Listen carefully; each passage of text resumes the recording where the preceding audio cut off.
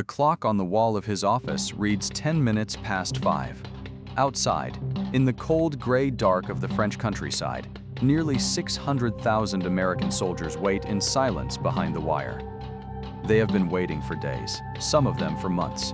They are from Kansas and Massachusetts, from Georgia and Oregon, from cities they have barely left before, and from farms that have no name on any map. The youngest of them are 19. Several of the officers around them fought in a war before this one.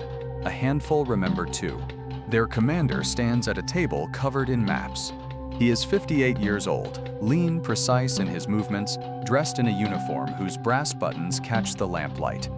He has not slept more than 4 hours. He has not slept more than 4 hours on most nights for the past 18 months. The attack is set for 5:30. The artillery will go first, then the infantry, then whatever comes after. He has done this before, not on this scale, but the geometry of command is the same, whether it is 10,000 men or 600,000. You give the order, you wait, and then you deal with what actually happens, which is rarely what the plan described. His name is John Joseph Pershing. His men call him Black Jack. The French call him the General.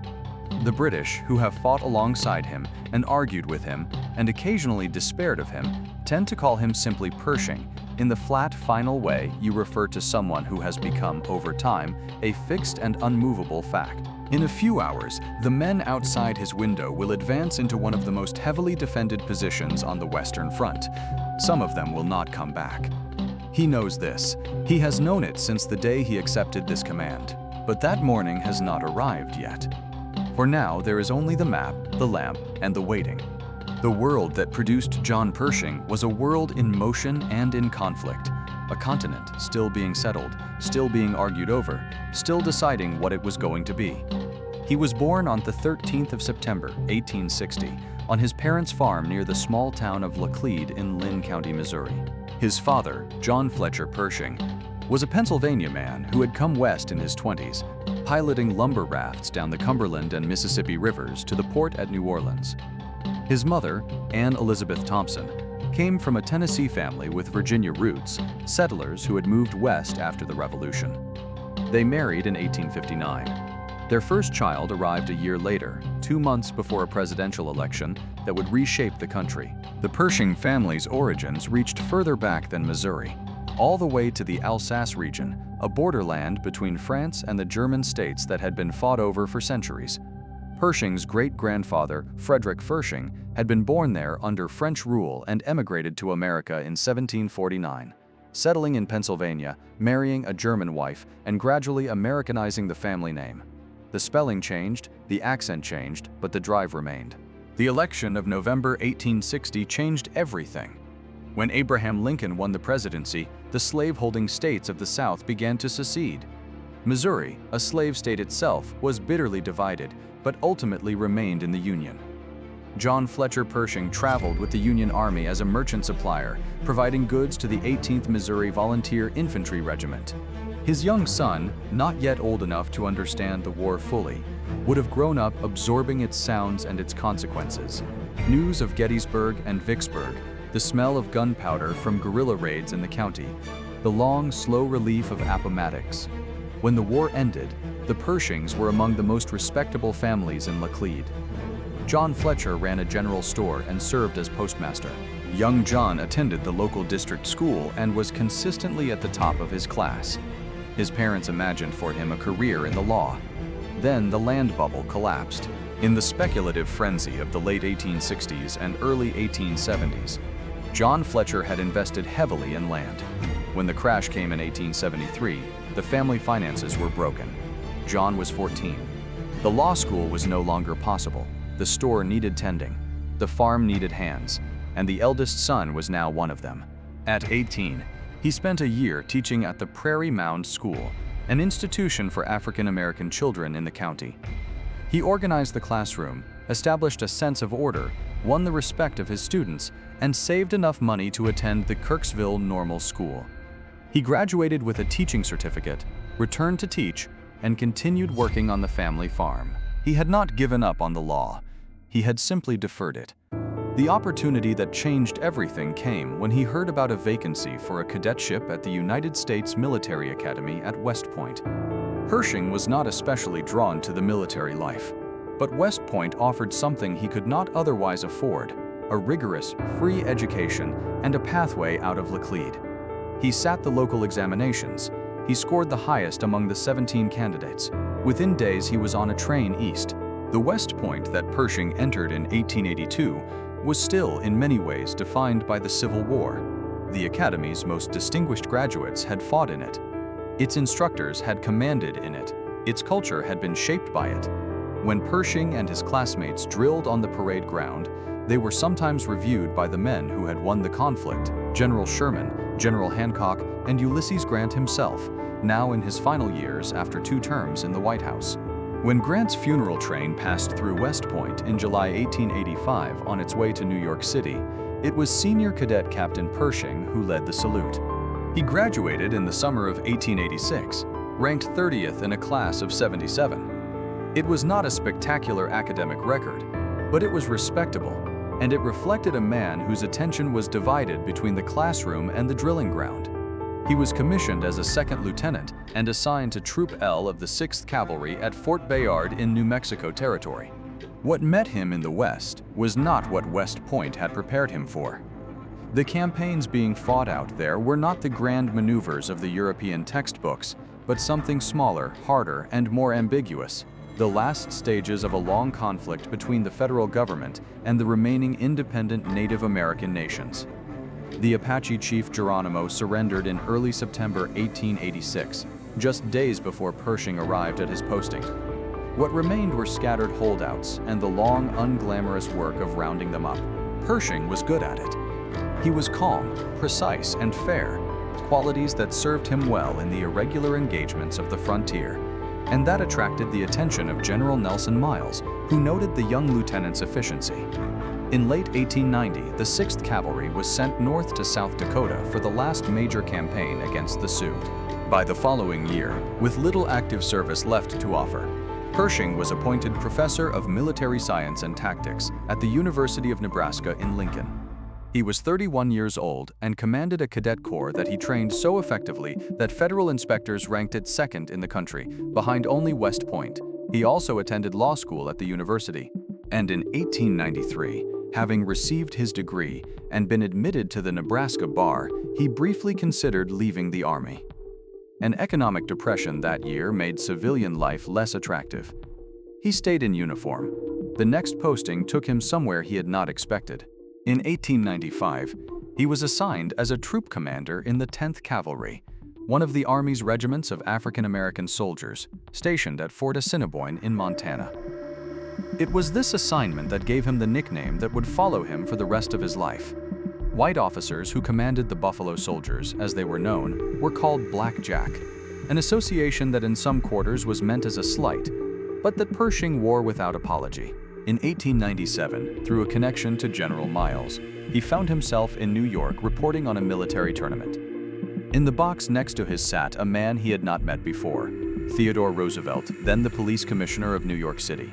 The two talked about the West. They would meet again soon. The Spanish-American War of 1898 arrived quickly and changed a great deal. The immediate cause was the sinking of the USS Maine in Havana Harbor in February of that year, which the American press blamed on Spain and which President McKinley used as a pretext for entering the conflict over Cuba. Pershing, who had been posted back to West Point as a tactics instructor, a role he found stifling, lobbied the Secretary of War to return him to the 10th Cavalry. He was successful. The regiment was part of the 5th Army Corps assembling in Tampa under General Shafter. In late June, they sailed for Cuba. On the 1st of July, the 10th Cavalry fought alongside Roosevelt and his 1st Volunteer Cavalry at Kettle Hill and San Juan Hill. Pershing moved through the fighting calmly, earning the Silver Star for gallantry. His men helped besiege the port of Santiago de Cuba. The Spanish government asked for terms within 2 weeks. The war lasted less than 4 months. It was, by any military standard, brief and one-sided, but its consequences were enormous.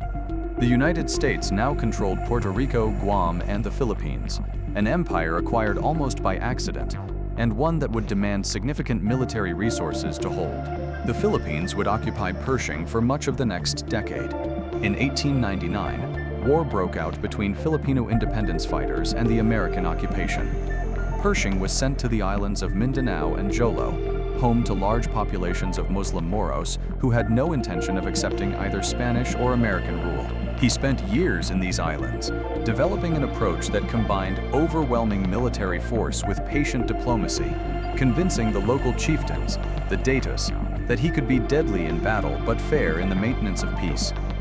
They recognized him as the American Datu, which was both an honor and a pragmatic acknowledgement of the realities on the ground.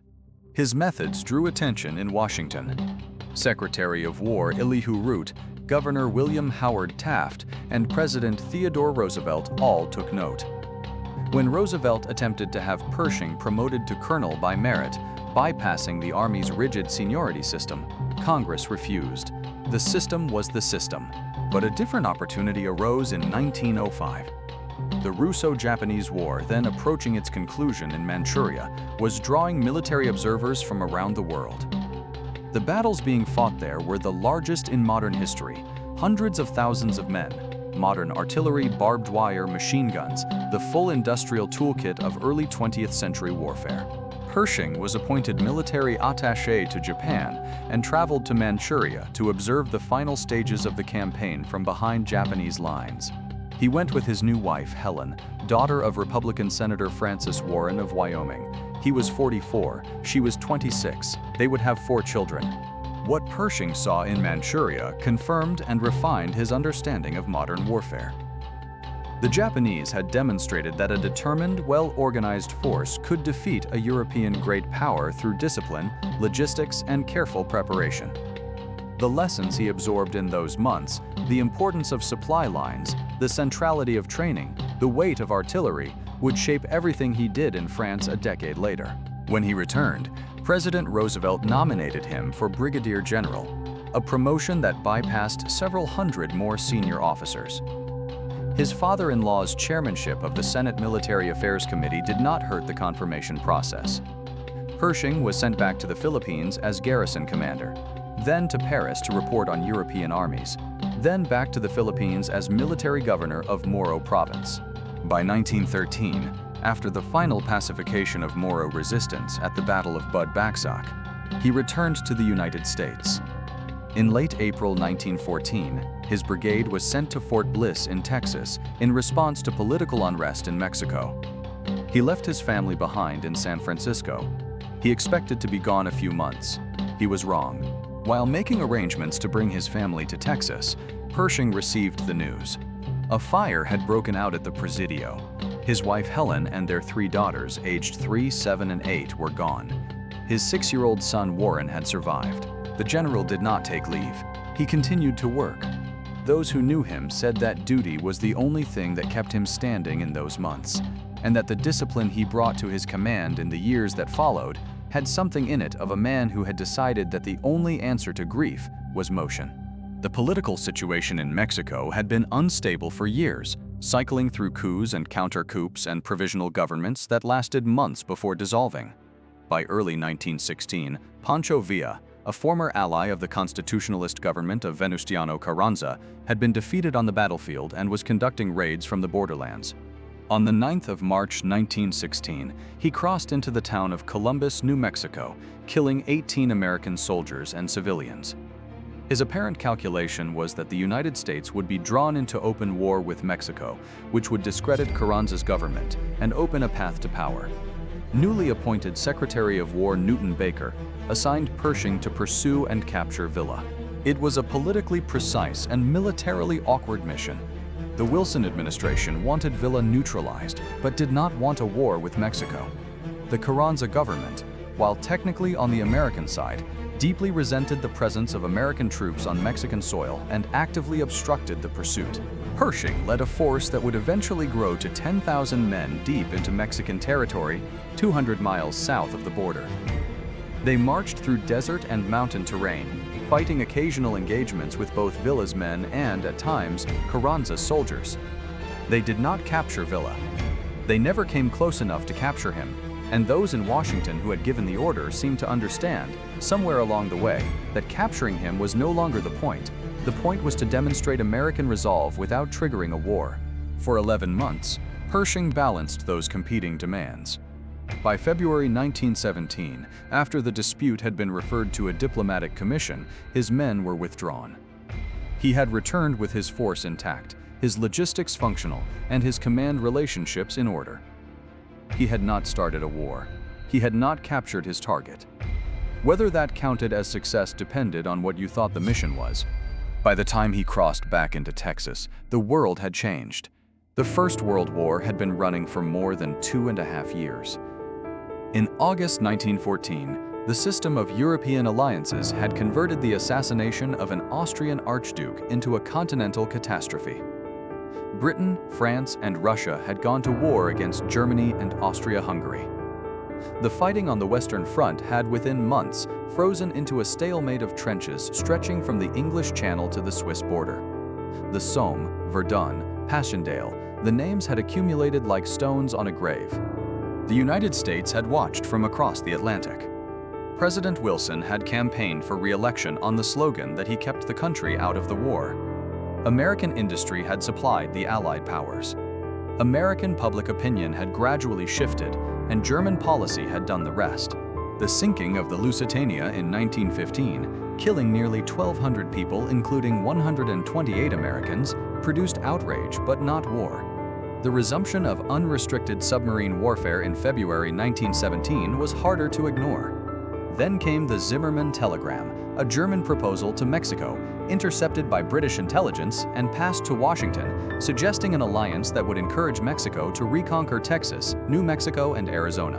In April 1917, Wilson went before Congress and asked for a declaration of war. Pershing, by this point, had succeeded to the command of the Southern Department with the rank of Major General. On the 7th of May 1917, he was ordered to Washington. The choice of Pershing to command the American Expeditionary Force was, in many ways, a choice by elimination. Theodore Roosevelt had proposed leading a volunteer force to France himself.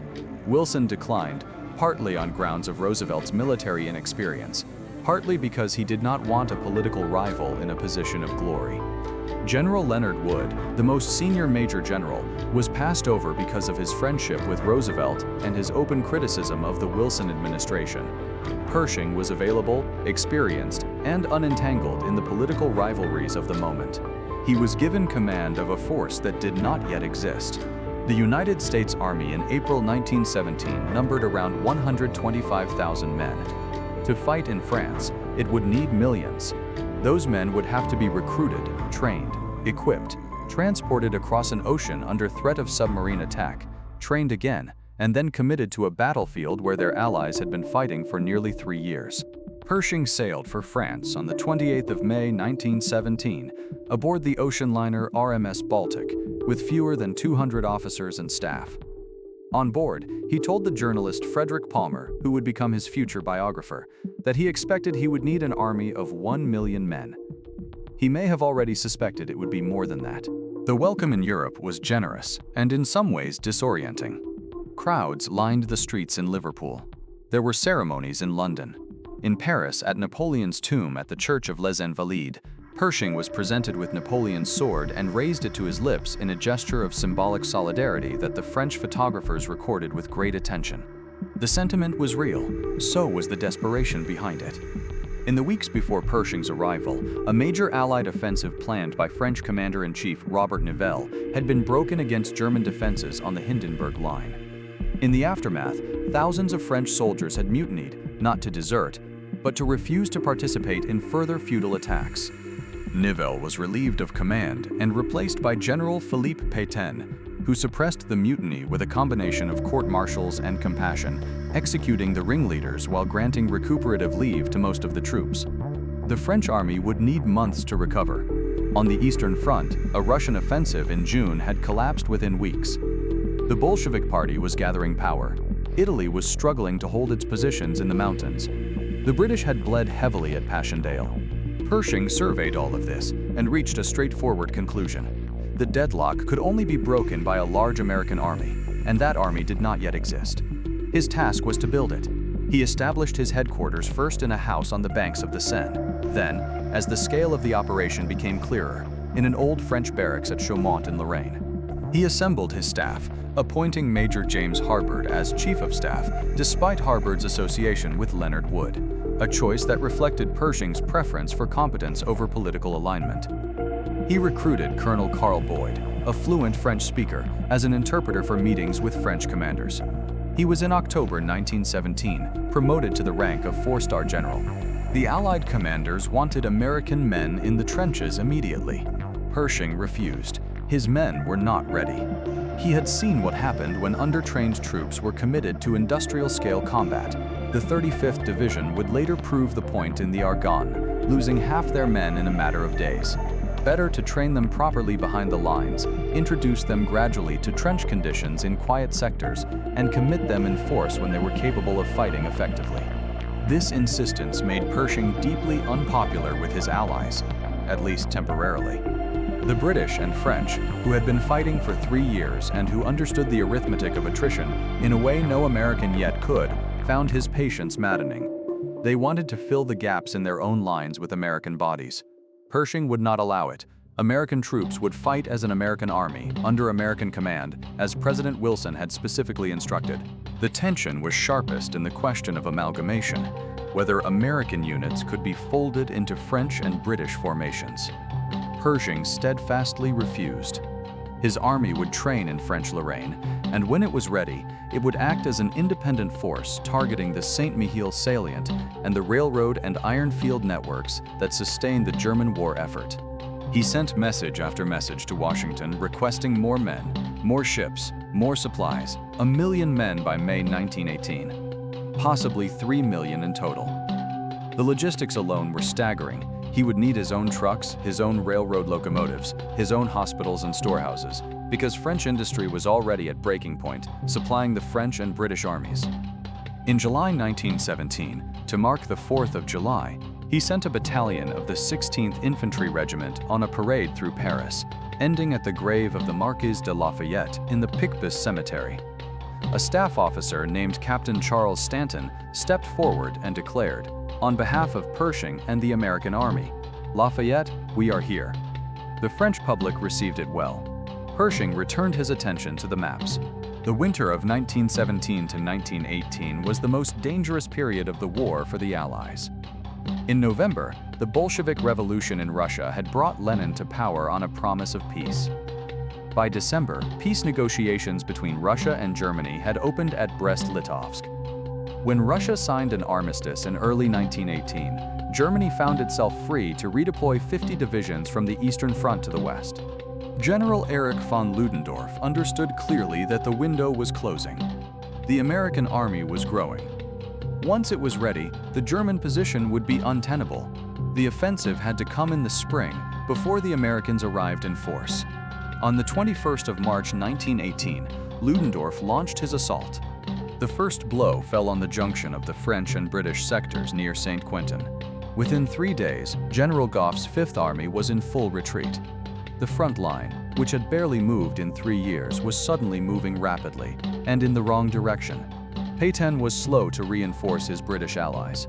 There was a real possibility that the Allied armies would be split apart, the British retreating toward their supply lines on the North Sea, the French falling back toward Paris. On the 26th of Août, the Allies appointed General Ferdinand Foch to coordinate their response. The following day, Pershing arrived at Foch's headquarters. He told the French commander that all American forces were at his disposal.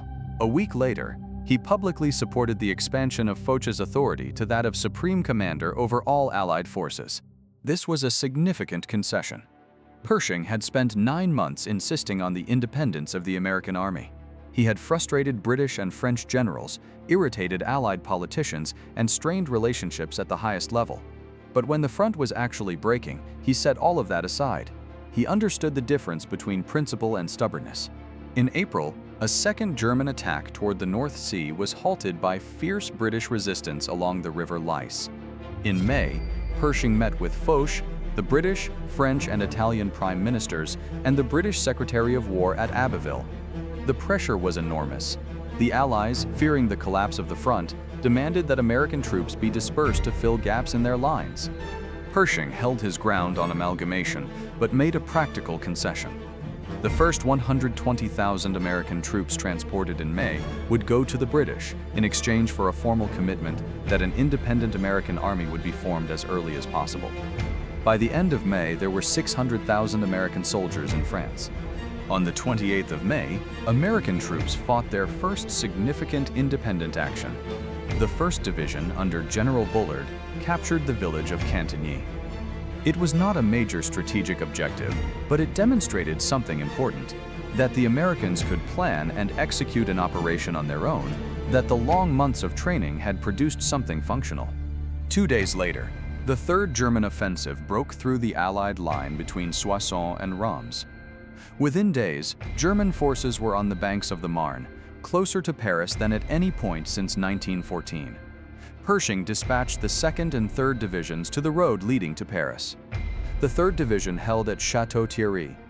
The 2nd Division fought the Germans through the dense undergrowth of the Belleau Wood for 3 weeks, clearing it by the 26th of June. The tide had not yet turned, but it was beginning to turn. By the summer of 1918, the situation had shifted. In July, Foch stopped the 5th German offensive between Reims and Château-Thierry. American divisions from the 42nd and the 3rd helped render it a failure. Then Foch moved quickly. He had identified the Marne salient, German-held territory that bulged toward Paris, as an opportunity. On the 18th of July, the 1st and 2nd American divisions attacked from the Retz Forest, advancing on Soissons and cutting the main German supply route to the salient. On the 21st of July, Ludendorff called off the spring offensive. The initiative had passed to the Allies. Pershing now had more than 1 million men in France. He was ready to implement the plan he had conceived in 1917. The salient at Saint-Mihiel, a wedge of German-held territory on the eastern bank of the Moselle River, was the key to his strategy. Behind it lay Metz, and beyond Metz lay the railroad and iron field networks that supplied the entire German war effort in France and Belgium. He assembled more than 500,000 American troops and around 100,000 French for the operation. 7 American divisions would attack the southern face of the salient, while 2 others, with French support, would press from the west. The coordination was handled in large part by a colonel named George C. Marshall, who served as Assistant Chief of Staff of the First Army. The attack began on September 12th. As his men moved forward, Pershing received the first reports at his battle headquarters. The Germans, who had already begun withdrawing from the salient, were cut off before they could complete the movement. The American line advanced steadily. Corps and divisional commanders were telephoned and told to accelerate. By the morning of the 13th, the salient was effectively closed. The 1st Division, moving from the southeast, had linked up with the 26th Division coming from the west. In 2 days, the American army had captured 16,000 prisoners, 450 guns, and 200 square miles of territory. American casualties were approximately 7,000 killed and wounded.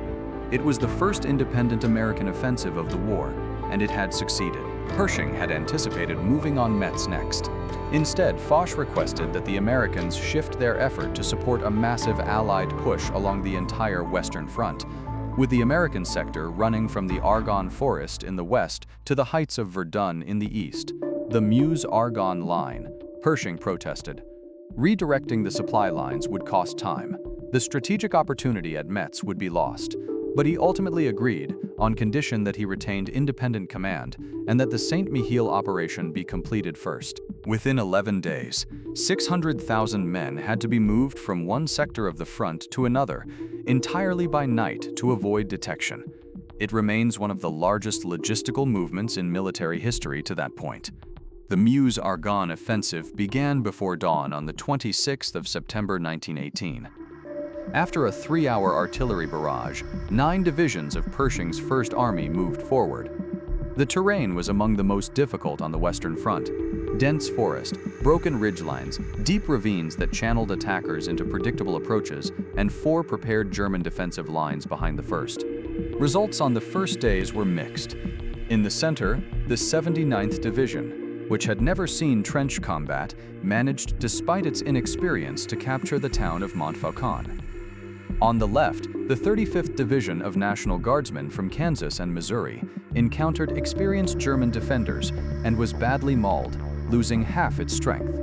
The American line advanced up to 5 miles in places, but sustained German counterattacks compressed it in others. Pershing responded by rotating divisions, withdrawing the most damaged units and replacing them with fresher troops, including the 1st, 3rd, and 32nd Divisions that had been held in reserve. He spent most of these weeks on his train, moving between corps and divisional headquarters, inspecting positions, pressing commanders for more. The second major phase launched on the 4th of October, aimed at the heights above the Aire River and the Argonne Forest. The 1st Division took the dominating ground on the east bank. The advance of the 28th and 82nd Divisions relieved pressure on the 77th Division, which made contact with Major Charles Whittlesey's isolated battalion, nearly 600 men who had been cut off within enemy lines for 6 days and who became known in the American press as the Lost Battalion. In the center, against the formidable Romaine heights on the Hindenburg Line itself, progress was slower. By the 14th of October, after a series of coordinated assaults, the heights were taken. Pershing specifically noted the 33rd Division's capture of the Côte de Marie position and the 42nd Division's 84th Brigade under Brigadier General Douglas MacArthur, which seized the heights of the Côte de Châtillon in fierce close combat. By the end of October, the Argonne Forest had been cleared. The cost had been enormous. Over the duration of the offensive, more than 1 million Americans fought in this sector. More than 120,000 were casualties. The German army, defending with fewer than half the American numbers, suffered similarly. In the middle of all of this, French Prime Minister Georges Clemenceau wrote to Marshal Foch, asking that Pershing be removed from command, claiming that Pershing was deliberately conserving American forces at French expense. Foch refused the demand. His army was still advancing. And on the political front, a new development had emerged.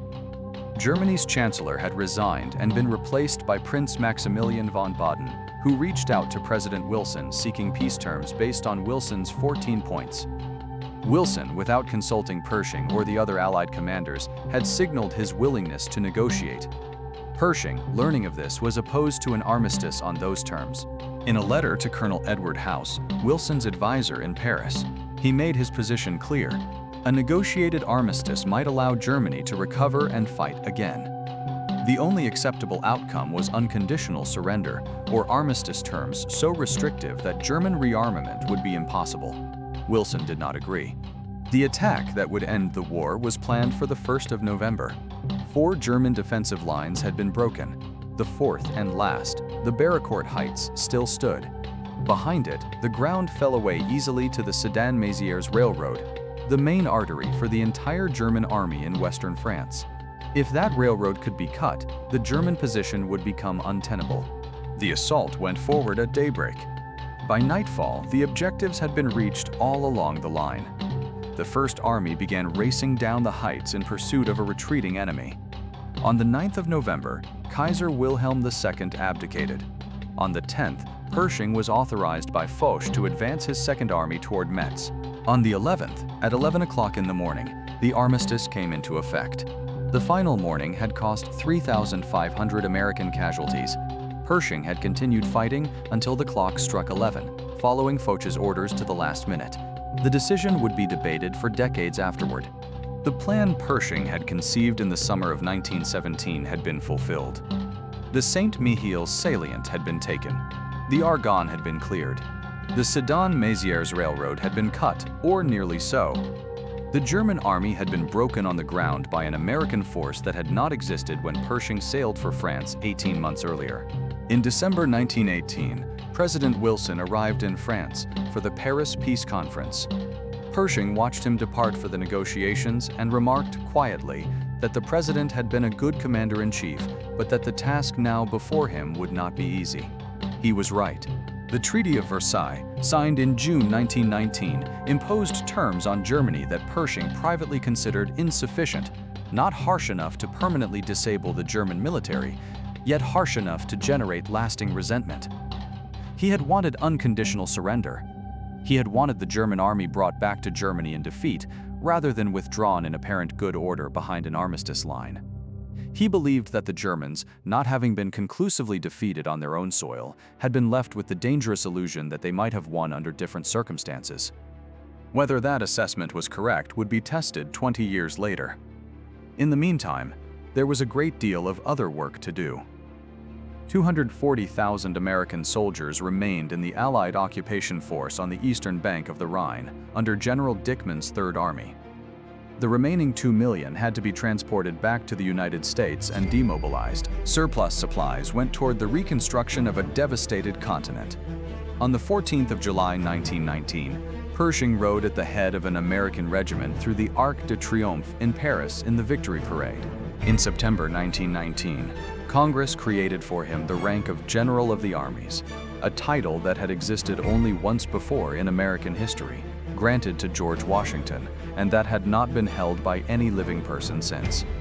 Pershing would hold this distinction until 1976, when President Gerald Ford posthumously elevated Washington to the same rank, while ensuring Washington would forever be considered the senior figure. In 2022, in honor of the bicentennial of his birth, Ulysses Grant joined that company. In 1921, Pershing was appointed Chief of Staff of the United States Army, a position he held for 3 years until mandatory retirement at 64. He did not stop working. In 1919, the Army had sent a convoy of vehicles across the United States from Washington to San Francisco to test whether the road network could support military logistics in a national emergency. The journey took 2 months. The roads were in poor condition. One of the officers on that convoy was a young lieutenant colonel named Dwight Eisenhower. Pershing subsequently coordinated the Army's efforts to map the country's most strategically important roads, presenting the resulting plan to Congress in 1922. The Pershing Map, as it came to be known, shaped American road-building policy through the following decades and provided the conceptual framework for the interstate highway system that Eisenhower would establish in the mid-1950s. He also established and led the American Battle Monuments Commission, charged with deciding where and how the United States would commemorate the fallen of the First World War. He traveled to France each summer to oversee construction, 13 battle monuments, 8 military cemeteries on the sites of the major engagements, Belleau Wood, Château-Thierry, Saint-Mihiel, the Romaine Heights. He was still doing this work in 1929 when Foch died, and in the years after that, when Pétain, his old ally now in his 80s, was still alive to receive him. In 1931, he published his 2-volume memoir, My Experiences in the World War. It won the Pulitzer Prize the following year. By the late 1930s, Pershing was spending increasing time at Walter Reed Military Hospital in Washington. His health had been worn down by decades of service in extreme climates: the Philippines, the Mexican desert, the mud of France. When war came again in 1939, he followed it with the attention of a man who understood what it meant in ways that few Americans still living could. He was not surprised that Germany had rearmed, though he was shocked by the speed and completeness of the French collapse in May and June of 1940.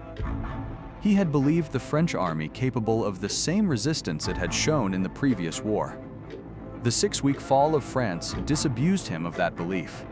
He sympathized with his old friend Pétain, now 84 years old, who had been appointed prime minister and tasked with signing a capitulation that might preserve some fragment of French dignity.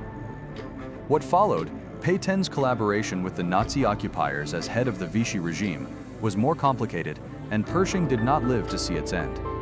After the fall of France, he publicly called for greater American military aid to Britain and supported the Destroyers for Bases agreement. After the Japanese attack on Pearl Harbor on December 7, 1941, brought the United States into the war, he followed the campaigns with close attention.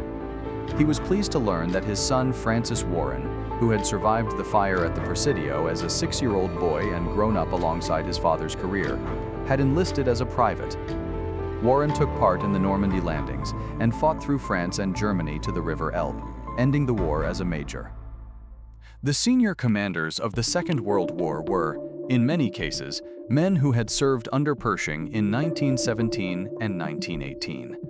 General George Marshall, now Chief of Staff of the Army, had coordinated the logistics of the Meuse-Argonne as a colonel. General Douglas MacArthur had commanded a brigade in the Argonne. George Patton had served in the AEF. Dwight Eisenhower, who had not served under Pershing directly, had spent much of the interwar period in the company of men who had. When Congress created the five-star rank of General of the Army in December 1944 for Eisenhower, Marshall, MacArthur, and others, Pershing continued to outrank them all. He was 84 years old and confined largely to his hospital suite. In 1946, in a private ceremony in that suite at Walter Reed, Pershing married Micheline Resco, a French-Romanian artist he had met in Paris in 1917. He was 85. She was 51. The relationship had lasted nearly 30 years. On the 15th of July, 1948, John Joseph Pershing died at the age of 87. General George Marshall organized the state funeral. Pershing was buried among the veterans of the First World War at Arlington National Cemetery, at a site that has since become known as Pershing Hill. His grave is simple, marked by the same modest white stone that marks the grave of every other soldier buried there. In the years since his death, historical judgment on Pershing has often focused on the narrow question of the Meuse-Argonne, whether his insistence on frontal assault and his decision to keep fighting until the armistice took effect cost unnecessary American lives. The questions are reasonable ones. The casualty figures were substantial. The terrain was formidable. More experienced Allied commanders had suggested other approaches, and the decision to continue operations on the morning of November 11th, with the armistice already agreed, remains controversial to this day. But those questions, addressed in isolation, do not capture the scale of what Pershing actually did. In May 1917, he arrived in France with fewer than 200 officers and the responsibility for creating an independent American army that did not yet exist. Within 18 months, he was commanding more than 3 million men, trained, supplied, housed, fed, and equipped in a foreign country, supported by a logistical infrastructure that he had largely conceived and overseen himself. American forces played a decisive role in stopping the German Spring Offensive and in the sustained Allied pressure that broke German resistance in the autumn of 1918. The independent character of the American army, the thing Pershing had fought so hard to preserve against British and French pressure, was not simply a matter of national pride. It was the foundation of American influence at the peace conference and in the post-war order. An America whose troops had been absorbed into British and French formations would have had considerably less leverage over what came afterward. And the men who commanded in the Second World War, Marshall, MacArthur, Patton, Eisenhower's entire generation of senior officers had been trained, directly or indirectly, by the army that Pershing built. Whether any of that fully answers the harder questions is something each reader will weigh for themselves. What is not in question is the scope of what he undertook and the degree to which he saw it through, from a farm in Missouri to the Arc de Triomphe, and then quietly back to work, mapping roads and marking graves, overseeing the cemeteries of men who had followed him across an ocean and not come back. There is a certain kind of life that refuses to be summarized. John Pershing lived one of those.